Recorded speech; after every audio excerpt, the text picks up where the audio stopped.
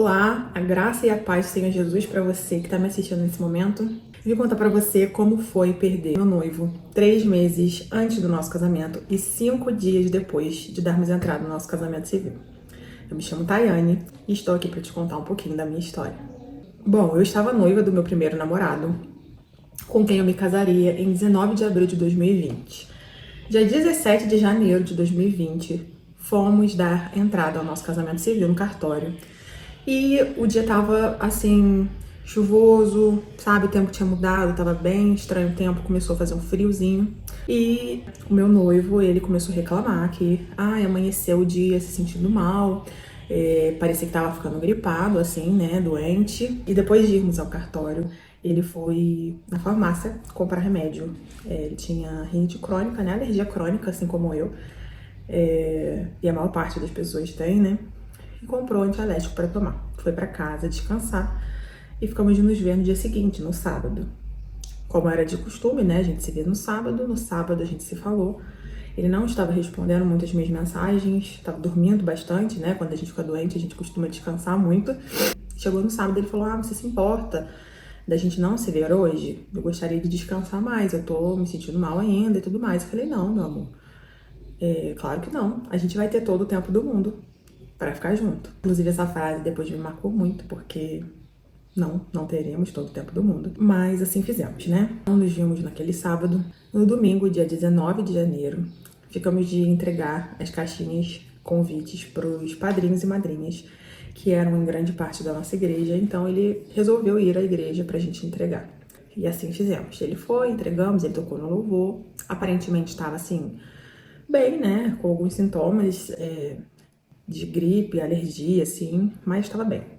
Quando acabou o culto, como é de praxe, meu pai pediu a ele para ajudar a fechar a igreja e tinham deixado a luz do andar de cima aceso e ele foi apagar a luz. Quando ele desceu, ele falou para mim: nossa, eu tô com o coração parecendo que vai sair pela boca e o meu peito dói.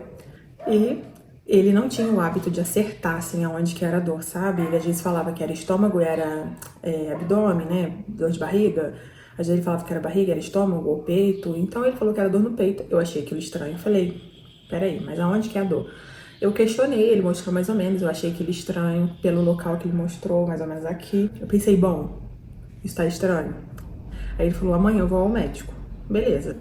No dia seguinte, segunda-feira, eu fui trabalhar e ele foi ao médico, no pronto-socorro. Ele falando os sintomas pro médico, o médico passou remédio pra alergia pra ele, com corticoide, xarope, porque ele falou que tava com dor no peito. Então ele voltou pra casa, ele não estava me contando todos os sintomas. Depois eu fiquei sabendo que ele estava muito debilitado, ele não me contou tudo que ele sentia.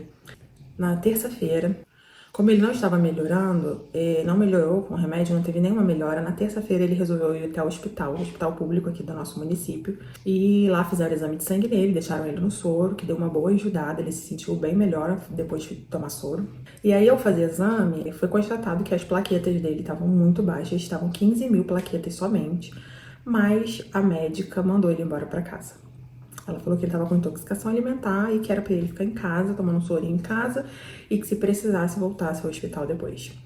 Então ele foi embora para casa e seguiu piorando, né? Não tinha melhora nenhuma, muito pelo contrário. Então na quarta-feira ele voltou ao pronto-socorro que ele tinha ido na segunda. E ao conversar com o médico, contar sobre o resultado do exame da terça-feira, o médico falou para ele: rapaz, você está com todos os sintomas de dengue. Você precisa ir com urgência para o hospital. Caminharam ele do pronto-socorro mesmo para o hospital, de ambulância. E ao chegar lá, na quarta-feira, eu acordei para trabalhar e não me senti bem. Eu passei o dia com muita angústia, acordei sentindo muito mal. E eu não conseguia falar com ele. Ele só foi me responder por volta do meio-dia, mas eu acordei com uma sensação muito ruim aquele dia.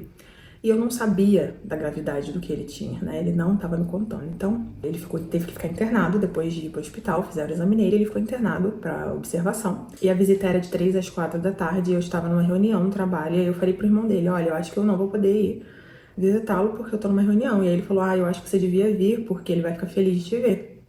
Então, assim, quase que eu perdi ali o último momento de contato com ele. Mas, sei lá, com o meu chefe, ele falou: vá lá. E assim eu fiz. Um colega de trabalho me levou até o hospital. E quando eu cheguei lá, eu fiquei muito abalada, porque eu olhei pra ele e logo veio na minha memória que eu ia perder o meu noivo. porque ele tinha pele morena. E então ele tava lá muito branco, né? Gelado, encolhido, sentindo muito frio e reclamando de dor no estômago. Na verdade, ele tava reclamando de dor no peito. E aí, nesse dia, que eu tava achando aquilo tudo muito estranho, sempre tive muita mania de pesquisar as doenças no Google, né? E aí eu botei a mão e falei, aonde que é essa dor? E eu perguntei se era aqui, e ele falou, não. E aí eu coloquei a mão mais embaixo no estômago, ele falou, sim. Eu falei, então você tá com dor no estômago, não é no peito. E ali eu já comecei a pensar, meu Deus, tem alguma coisa errada, tem alguma coisa errada. Eu já tinha pesquisado algumas coisas, né, doenças que baixavam a plaqueta, com a informação que ele me deu no dia anterior. E aí eu perguntei se ele não poderia tomar nada para dor. E falaram que não, porque a pressão dele estava muito baixa, ele tinha pressão baixa já. E se tomasse, poderia baixar muito a pressão, né? Ele tem uma parada cardíaca. E ele ia ter que ficar ali e estavam vendo se conseguiam, se ele ia ficar internado ali ou se ele seria transferido para o hospital do município vizinho, que tem banco de sangue. Então, eu voltei pro trabalho quando finalizou a visita. E quando eu cheguei lá no trabalho, apareceu um rapaz que eu tinha visto na enfermaria do hospital me procurando, falando que a mãe do rapaz que eu fui visitar tinha pedido para me chamar porque o rapaz tinha passado mal. E aí eu já desci pro hospital desesperada, pensando mil e uma coisas, pensando, meu Deus, ele vai morrer, e agora? E liguei pra minha mãe, fui chorando. E aí, chegando lá no hospital, fiquei sabendo que ele estava na sala vermelha. O nosso hospital não tem UTI, então ele estava na sala vermelha e eu comecei a correr atrás para transferirem ele para o hospital, que tem mais estrutura. Então eu comecei a entrar em contato com pessoas para chegar até o prefeito, com pessoas que eu conhecia para chegar até o prefeito, o vereador e tal. Só que eles estavam dizendo que não sabiam por que ainda não tinham transferido, que já estava liberada essa transferência, né? Mas ainda não tinham mandado ele. Eu só fiquei sabendo no hospital que o estado dele era grave e ficamos aguardando. Eu fiquei do lado de fora da sala vermelha, ouvindo o coração dele batendo super irregular. E a todo momento eu pensava, meu Deus, ele vai morrer. Meu Deus, o que vai ser da minha vida? Passa um filme na nossa cabeça, muita coisa mesmo vem. E eu fiquei pensando, meu Deus, nosso casamento, o que vai ser de mim, da nossa história, eu não posso ficar sem ele. Enfim, foi um pensamento, e eu acho que se você tá passando por um momento de luto, assim como eu passei, você vai conseguir entender o que eu quero dizer com isso. E aí, enquanto eu tava lá na porta da sala vermelha, a mãe e o irmão dele foram pra recepção, porque a mãe não conseguia ficar ali ouvindo, né, e vendo toda aquela movimentação, médicos entrando e saindo, correndo da sala, muita coisa acontecendo. Aí eu fiquei um tempo lá, quando foi umas 5h30 mais ou menos, eu resolvi ir pra recepção também, porque eu fiquei com muito medo de ficar lá e ouvir o que eu não queria. E aí eu fiquei lá na recepção até umas 6 horas. Eu tinha falado pra enfermeira que a mãe dele é hipertensa e pedi que vissem a pressão dela. Então eles aferiram a pressão dela e viu que ela tava com a pressão 18 e viram a minha também, que estava 20. A minha tava mais alta do que a dela. E ficaram de ver um remédio para ela tomar, me deram um remédio também. E quando foi 6 horas, me chamaram pra ver qual remédio que ela tomava. E aí eu fui. Quando eu entrei na sala, tava a médica esperando. E aí a médica e a enfermeira me deram uma notícia que eu não imaginava que eu ia receber tão cedo na minha vida. A enfermeira olhou pra mim e fez. E quando ela fez isso, o meu mundo desabou. Parecia que eu tinha perdido o chão embaixo dos meus pés. Eu me sentia sendo sugada assim por uma avalanche. E eu só sabia falar: é verdade, ele morreu, é verdade. E eu ficava toda hora perguntando isso. E a médica, que era muito jovem, ela começou a falar, né, sobre o caso dele como paciente, que queria que ele fosse pro IML, porque ela tinha quase 100% de certeza que ele tinha uma arbovirose, que seria a dengue, e que ele teve um caso hemorrágico, mas que ela queria ter certeza absoluta, né, pelos exames, e que ele teve 2 paradas cardíacas. E aí ela falou que quando ele voltou da primeira parada, ele até conversou, falou que queria ir ao banheiro, mas que da segunda, infelizmente, ele não voltou, ele ficou mais de 20 minutos da primeira, né, de acordado, e da segunda ele não voltou. E ela disse que se ele tivesse voltado, ele teria tido muitas sequelas. Não sei se isso seria verdade, né, eu creio que para Deus tudo é possível, dele voltar e não ter sequelas, mas ele tinha partido. E ela falou que ele chegou ao hospital com 0 de plaquetas, 0. No dia anterior tava 15.000 e era o momento crucial para fazer uma transfusão de sangue, no caso, né, isso é o que eu tô dizendo. Porque ele não fez e zerou totalmente as plaquetas dele. Então, naquele momento, eu me vi assim, encurralada mesmo. Eu fiquei com a responsabilidade de dar notícia pra família. A médica não sabia que eu era noiva dele, ela achou que eu era cunhada. E pra mim, foi, meu Deus, eu me senti abandonada naquele momento e completamente em choque. Eu confesso que eu não consegui nem raciocinar. Eu dei a notícia pra família, eu chamei primeiro o irmão, depois a mãe. O pai dele estava em casa. Eu mandei uma mensagem pros meus pais. Mas assim, eu tava no piloto automático, eu não conseguia raciocinar nem realizar que aquilo era verdade, sabe? Na minha cabeça eu tava num universo paralelo, em outra dimensão, e aquilo ali eu tava fazendo parte de uma história irreal. E aí tudo aconteceu, né? Nós violamos ele. E assim, foi um momento muito difícil. Sim, demorou muitos dias pra ficha cair mesmo, de que ele não ia voltar, de que ele tinha, na sexta-feira, ido dar entrada no casamento comigo e na quarta partida, e de que eu nunca mais ia ouvir a voz dele, falar com ele e conviver com ele. Foi muito difícil. Eu demorei muito tempo para digerir melhor essa situação. Agora fazem 4 anos e 8 meses que tudo isso aconteceu. E eu tô aqui para contar para vocês como foi a minha jornada, né, depois da morte dele. Eu fiquei 1 mês em casa, afastada do trabalho. Meu chefe me deu um tempo para eu ficar em casa. E aí, quando foi em fevereiro, eu voltei a trabalhar. E fiquei trabalhando até março, o que me ajudava um pouco a distrair a minha mente, né, tá ali no trabalho com outras pessoas. Quando chegou março, veio a pandemia da Covid. E foi muito difícil, porque eu tive que me isolar e automaticamente eu me isolei do mundo. Eu comecei a realmente viver me afundando mesmo no luto, na tristeza, aquela amargura de quem perdeu alguém. Então, com a pandemia eu me afastei ainda mais das pessoas. Realmente só ficaram pessoas que me amavam muito e que queriam muito realmente fazer parte da minha vida, porque eu não tinha cabeça e condições de ir atrás de ninguém. Só os amigos que insistiam e que não desistiram de mim por eu estar num momento difícil, que ficaram na minha vida até hoje. Eu lembro que eu comecei a me sentir um fardo mesmo. Eu pensava assim, eu não quero falar com ninguém porque eu não sou uma boa companhia, eu só vou reclamar e a pessoa não vai me suportar. E aí eu só me isolei realmente. Eu ganhei um cachorro da minha irmã em fevereiro, então a única coisa que eu fazia era cuidar do cachorro. De resto, a minha vida parou completamente. Eu comecei a engordar mais e mais, eu já estava acima do meu peso e eu engordei mais de 40 quilos dali pra frente em 2 anos. E foi muito difícil, porque aí eu comecei a ter limitação do peso também. Eu fui diagnosticada em junho de 2020 com fibromialgia. Eu já tinha começado a ter sintomas em setembro de 2019, mas o médico que eu fui, o ortopedista, não soube diagnosticar, me deu o diagnóstico equivocado. E aí os sintomas voltaram com tudo depois do luto. E eu resolvi procurar um reumatologista que me diagnosticou. Então eu tinha que lidar com mais uma coisa, né? Eu tinha que lidar com o luto, com fibromialgia, e passei a ter que lidar também com o ganho de peso, o isolamento por conta da pandemia. O luto já isola muito a gente. Esse tipo de luto faz com que a gente perca a nossa identidade. Eu me vi sem referências, sem nada. Parecia que uma parte de mim tinha sido levada. Eu não sabia mais o que eu gostava, o que eu não gostava, o que eu queria, o que eu não queria. Parecia que eu tinha sido levada junto com ele, parecia que eu tinha partido junto.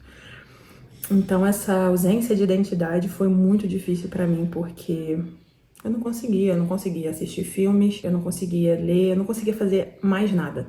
Parecia que eu só vegetava e eu só tava existindo realmente para os dias passarem. E assim foi a minha vida durante toda a pandemia. Eu tinha, sim, amigos que insistiam, que mandavam mensagem: ai, como você tá? Você tá precisando de ajuda? Quer conversar? Vamos nos ver. E assim, insistiram muito, eu agradeço. Se você tá vendo esse vídeo, você sabe que você foi essa pessoa. Muito obrigada por não ter desistido de mim. Você fez toda a diferença na minha vida e eu nunca vou esquecer disso. E quando foi novembro de 2020, eu fui ao culto. A gente tava fazendo 2 cultos e aquele afastamento social, né? Eu apresentando bem separado, de máscara. E aí eu tava lá, eu fui por ir, sendo bem sincera, porque depois dos 2 primeiros meses eu entrei num processo de revolta muito grande contra Deus. E eu pensava, Deus me abandonou, Deus esqueceu de mim. Todos estão seguindo a vida, construindo família, tendo filhos, namorando, casando. E eu tô aqui afundada no fundo do poço, na lama. E a minha vida acabou. E eu achava que eu tinha que morrer junto, que não tinha mais jeito pra mim, que não tinha mais solução. E aí, em novembro de 2020, nesse culto, um presbítero, amigo da minha família, que meu pai convidava sempre para vir ministrar louvor na nossa igreja e ministrar a palavra. Ele estava ministrando, né? E ele me chamou e ele falou: olha, Deus está dizendo para mim que você não queria mais viver, que você pensava em morrer, mas que hoje ele está te dando uma nova história. E foi assim algo muito especial, porque eu nunca tinha contado pra ninguém que eu pensava aquilo, sabe? Eu nunca tinha compartilhado com ninguém, só Deus sabia que realmente eu tinha desistido externamente. As pessoas não sabiam que eu tava daquela forma, parecia que eu tava bem, que eu tava superando, que tava dentro do esperado, né, pra quem vive um luto como o meu. Eu tava com o Cristiano, já tinha 14 anos, ele foi meu primeiro namorado e então tínhamos toda uma vida juntos. E quando ele falou aquilo, eu me emocionei muito, porque eu faço terapia até hoje. E a minha psicóloga, que é uma bênção, que Deus colocou mesmo no meu caminho, ela tinha me dito que ela via um cuidado muito grande de Deus na minha vida, que ela via ele cuidando mesmo de mim, e eu não conseguia enxergar isso. Pra mim, Deus não tava nem aí pra mim. Eu fiz como Jó, eu blasfemei, eu disse: eu não quero mais viver como Jó fala também. E Deus, ele é tão misericordioso que ele não levou em conta nada do que eu dizia, nada do que eu questionava. Ele entende a nossa dor, ele entende a sua dor. Se você está passando por algo parecido hoje, eu vim dizer para você que Deus entende a sua dor.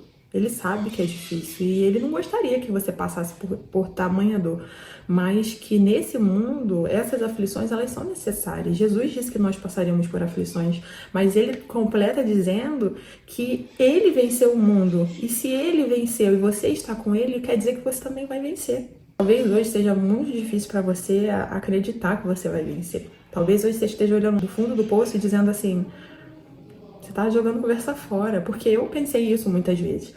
Eu vi pessoas que passaram por luto e eu não conseguia aceitar. Mas eu vim dizer pra você hoje, depois de 4 anos e 8 meses de ter vivenciado isso, que você não vai esquecer. Esse capítulo da sua vida nunca vai ser apagado, mas Deus vai te ensinar a ressignificar isso. Deus vai te ensinar que você não é o que te aconteceu. Essa não é a sua identidade. Você não é o luto que você viveu. Você não é a perda que você teve. Você tem uma identidade e Deus vai te mostrar qual é a sua identidade. Ele vai ressignificar isso. Ele vai te dar recomeço, sim. Confia que vai. Hoje você pode estar olhando a situação muito de perto e vendo todas as impossibilidades, olhando e dizendo: não tem jeito. Mas Deus diz para você: filho, eu tô olhando de cima. Eu tô olhando o seu amanhã. Eu tô olhando o todo o contexto da sua vida, todo o propósito que eu tenho com você. É como se eu estivesse lá no céu, no avião, vendo uma cidade de cima, vendo toda a sua realidade. E eu tô cuidando de você, por mais que pareça que não, por mais que hoje doa, por mais que hoje seja difícil, você diga: mas não dava para ser de outro jeito. Deus restituiu tudo para Jó, mas ganhar mais filhos, ganhar riquezas, nada disso apagou a perda que ele viveu. E Deus não quer apagar o que você viveu. Isso faz parte da sua história, faz parte da construção da sua história nessa terra. Mas ele diz para você: apesar disso, a sua vida não é isso. Isso, a dor, o sofrimento, não é o que eu tenho para você. Isso vai passar. Isso é um momento necessário para o propósito de Deus na sua vida, com você, especialmente com você. Talvez você gostaria de não ter esse propósito, de dizer: mas eu preferia ser como fulano, que tem uma vida X, que está feliz, casado, com filhos, ou que tem seus pais. Eu não sei o que você perdeu, mas Deus está dizendo para você: eu conheço os planos que eu tenho para você. Como diz em Jeremias 29:11, sou eu que conheço os planos que tenho para você. E são pensamentos de paz e não de mal, para te dar um futuro e uma esperança. Ele tem um futuro e uma esperança para você. Ele tem esperança para sua vida, de que o seu futuro vai ser diferente, que a sua história vai ser diferente. E assim como ele fez na minha vida, eu ganhei muito peso. Vai fazer 11 meses essa semana que Eu fiz a cirurgia bariátrica e eu já perdi mais de 50 quilos. E Deus tem ressignificado a minha vida.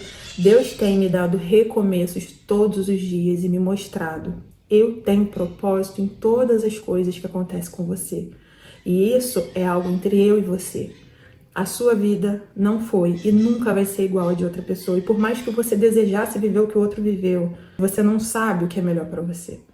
Ah, mas é melhor sentir dor? Não, não é melhor sentir dor. É melhor você confiar e viver o que Deus tem para você. Porque por mais que doa, todos nós vivemos dores todos os dias. Todos nós vamos viver dores durante a nossa jornada. Só que Deus tem algo específico para mim, Deus tem algo específico para você, e Ele vai revelando isso ao longo da vida. É difícil para mim, que perdi um noivo, é difícil principalmente para os pais, para a família do Cristiano que se foi, mas Deus tem coisas para fazer na nossa vida que ainda estamos aqui. Deus sabe por que o Cristiano se foi. Eu não sei, você nunca vai saber o porquê Deus levou o seu ente querido, o seu esposo, a sua esposa, o seu filho. Você não vai saber, mas Deus sabe. Deus sabe o que iria acontecer no futuro, qual a razão, qual o propósito, o que Ele tem para realizar na sua vida. Deus sabe porque você conviveu com essa pessoa. Você poderia conviver só com pessoas que iriam viver muito mais tempo. Mas Deus sabe porque eu convivi com Ele, porque eu tive na minha vida, eu sou grata por ter convivido com Ele, eu sou grata pela história que tivemos. Ela foi importante para ser quem eu sou hoje e eu sei que Deus tem outras coisas agora para realizar na minha vida e eu estou pronta. Hoje eu digo, Senhor, eu estou pronta para viver os seus propósitos. Eu tenho muitas outras coisas para contar para vocês do que o Senhor tem feito, porque Ele tem feito coisas bonitas e grandes na minha vida e eu sei que tem outras coisas começando e vindo por aí e eu estou disposta. Esteja disposto. Se dói, deixa doer. Chore, coloque para fora. Diga, Deus, eu vou chorar sim, porque dói, porque tá difícil. Mas eu não vou desistir. Porque vencer o vale é abraçar o processo. Tem um testemunho meu aqui no canal contando, né, a primeira vez que eu voltei a pregar depois do luto, contando uma parte também da história, de como eu me senti durante aquele ano. Mas é verdade. Você precisa abraçar os processos que vêm na sua vida para você viver o propósito de Deus, para você viver uma história cheia de significado, para sua vida não ser vazia, sem propósito, sem significado, sem razão. Nesse mundo vamos viver muitas e muitas coisas, mas passar por essas coisas ao lado de Deus, sendo fortalecidos por Ele, é o que vai nos ajudar a vencer. Talvez você pense assim, mas se eu não estivesse com Deus, então isso não teria acontecido? Teria acontecido. Deus é que conhece o futuro para cada um de nós, tanto o seu quanto a pessoa que se foi. Mas passar por tudo isso longe de Deus só torna muito pior. Se dói com Ele, imagina sem Ele, que coisa horrível que seria. Talvez fizéssemos algo, sabe, que não tivesse mais volta. Mas Deus, Ele tem misericórdia de nós. E Deus, Ele fica feliz em presentear a nossa vida com recomeços, com novas histórias, com novos relacionamentos, assim como Ele presenteou Jó com uma nova família, com riquezas, com alegrias. As cicatrizes ficaram em Jó, ele continuava tendo aquela história. Essa história continua em mim, mas hoje eu nasci de novo e eu estou vivendo os propósitos de Deus. E eu vou vir cada vez mais contar testemunhos, porque eu digo para Deus, eu estou disponível, Senhor, faz em minha vida o seu querer, faz em minha vida o que o Senhor tem para mim. É isso que eu quero viver. E é isso que eu vim dizer para você hoje. Segue aqui no canal, vem ouvir as outras coisas que o Senhor tem para falar com a sua vida através do meu testemunho. Eu tenho outras coisas para contar e eu espero que você esteja aqui para ouvir. E eu vim dizer para você, não desista da sua história. Esse não é o seu fim. Você não é o que te aconteceu. Você tem uma identidade. Amém? É isso, fiquem com Deus. Um grande beijo no seu coração. Tchau, tchau.